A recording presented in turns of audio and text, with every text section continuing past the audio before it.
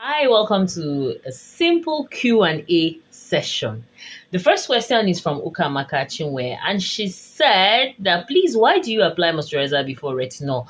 All right, Ukamaka, it's not just retinol, retinoids in general.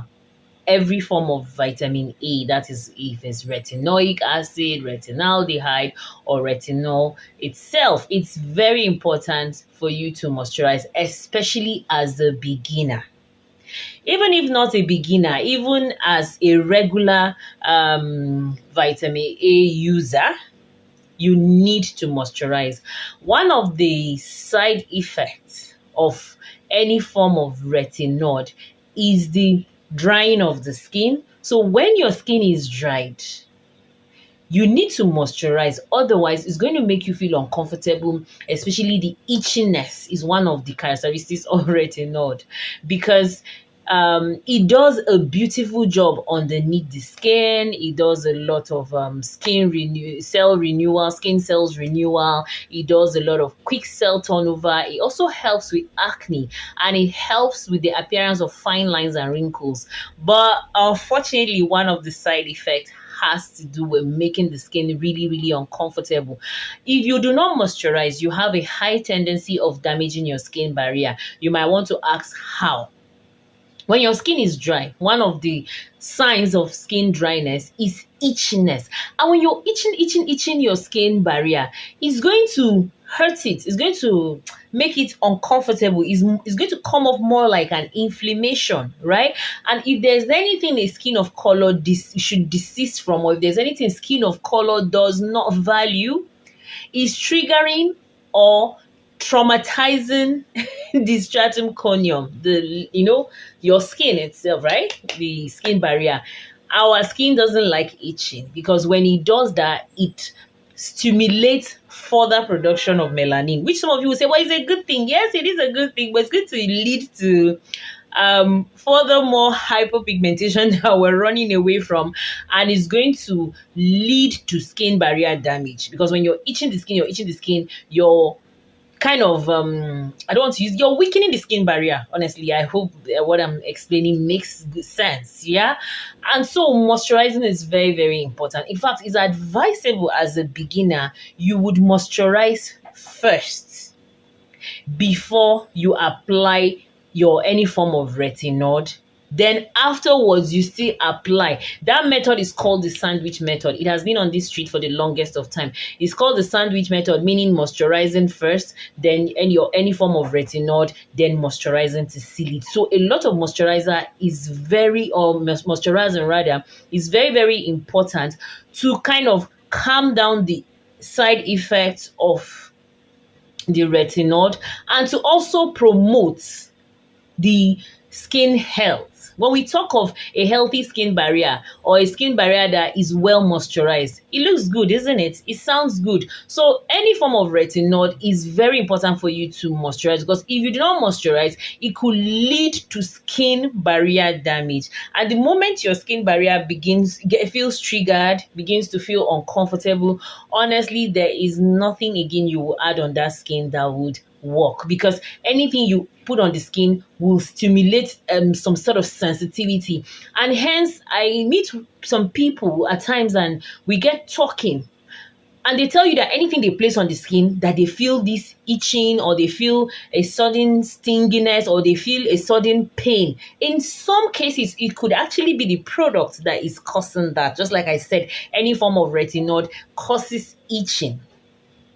And also azelaic acid is another one that can sting the skin, right? But when it becomes for virtually every product, even when you put a toner that doesn't necessarily have any active in it, it's stinging you, your skin is being too sensitive. I know there are some people that have sensitive skin naturally, but there are some people that get skin sensitivity from using either the wrong skincare product or not doing the right thing. Like using any form of retinol, we obviously cause that dryness and itchiness on the skin. Doesn't mean that it's a wrong product. No, it just tells you that it's a product that causes such side effects. Hence, you should be ready to combat that side effect. It's just like salicylic acid as well. Let me digress a little bit. Salicylic acid is a very good BHA. It exfoliates the skin. It helps also with acne, but it also has a similar side effect as any form of retinol. That is the itchiness. So what does it tell you? That if this is going to cause this,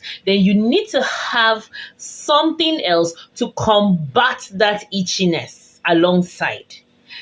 Ukamaka did not ask that question, but I just want to further elaborate. Moisturizing is compulsory. You cannot skip it. Do you understand? So, in as much as you're asking and I am explaining, I am equally telling you not to skip moisturizing for whatsoever reason. Right? You get a certain level that you are really, really matured with using of any form of retinol. Fine, you can place it directly on the skin first and make sure the skin is dry. That's very important. Most of these very strong actives should be used on dry skin. Not all of them can be used on damp skin. I think basically the only active that I use on damp skin and it works for me is niacinamide on a damp skin. But you see, my vitamin C is on a dry skin.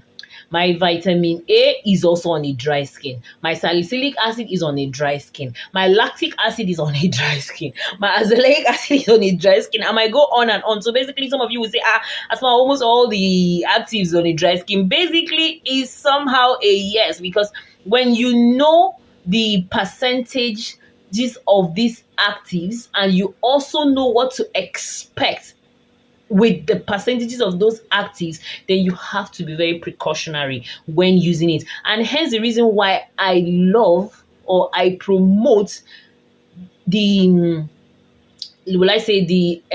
announcement or the labeling of the percentage of these actives. It helps because the thing with some people, they might use products that does not have so much high percentage of a certain active, and they will use it and enjoy it. But maybe when something maybe happens and decided to change the product and go for something a little bit higher, now they think that they can use it the same way they were using the other one that wasn't high, and it can become a problem. Or rather, it's good you know the percentage that's in that product to know if you have another product that has a similar percentage. Let me give you a very quick example. Like Corax Snail Slime, it has 5% niacinamide. And then maybe you buy a product like the ordinary 10% niacinamide or Tiam 10% niacinamide. You already have a 5% niacinamide in your snail slime. So working with a ordinary or Tiam 10% snail slime, 10% niacinamide serum alongside with Corax snail slime, that is like 15%, and that is too much. And hence the sensitivity of niacinamide to some skin types. Yeah, I know that naturally some skin types could actually be sensitive to niacinamide, normal. But sometimes the overuse of it causes the sensitivity. The same thing too for even this, any form of retinol, right? You might have some manufacturers make moisturizers, body lotion and moisturizers with vitamin A in them, right? The vitamin A might be really low, which the good thing about vitamin A is that no matter how low it works, though not like it works, but a better percentage. Like, oh, how am I going? Let me make this clearer. Let's say I would support the use of any form of retinol from 0.25 for effectiveness, depending on the type though, because retinoic acid is the highest of them, right? So 0.25% of retinoic acid is an awesome one. 0.25% of retinaldehyde will also be a good one. Even 0.25% of retinol will be a good one for a beginner, right? You get what I'm saying here? So you might have a 0.25% in another product and then still have another 0.25% in another product and use them together. As a beginner, it might not be so comfortable in your skin. But as a normal person, like what am I saying? As someone that is used to any form of retinol, that 0.25% here, 0.25% making 0.5 will be cool. But in some cases, what if it's 0.25 somewhere and 0.25 again somewhere? That's 1%. And for someone that their skin have not registered 1% might be a problem. So it still brings me back to the fact that knowing your active and knowing how they work is very important. Hence the reason why using any form of retinol is very important for you to moisturize in order to prevent or avoid skin barrier damage or causing sensitivity to the skin that instead of making the skin look good, you might end up making your skin look horrible. So moisturizing alongside retinol ukamaka is very important in order to calm down that side effect of dryness from use of retinol. Personally, when I use 0.25% retinol, it doesn't itch me, and that is why I play more around 0.25 and 1% retinol. I play more around those two. I still work with 0.25%, but I do that only on the night I want to use azelaic acid, because I noticed that when I use azelaic acid alongside 0.25% retinol or 1% retinol, it itches me too much. That brings me to the fact that azelaic acid also has drying ability. Do you understand? So basically, moisturizing is very key, but it's very, very paramount when you're using any form of retinol. I hope this video is not too long, and I hope my explanation didn't go over and over and overboard. Thank you so much. Please don't forget to subscribe and also like this video, give this video a thumbs up. It helps. So keep on bringing your questions, and I'm going to answer you properly in a video. Meanwhile, the second question came from okay, I need your contact. Or all right, when you look at my description area, I normally drop my contact, my email, my Instagram handles, even my WhatsApp number. Yeah, I do drop it in the description space. Thank you so much, and hope to see you in another video. Bye.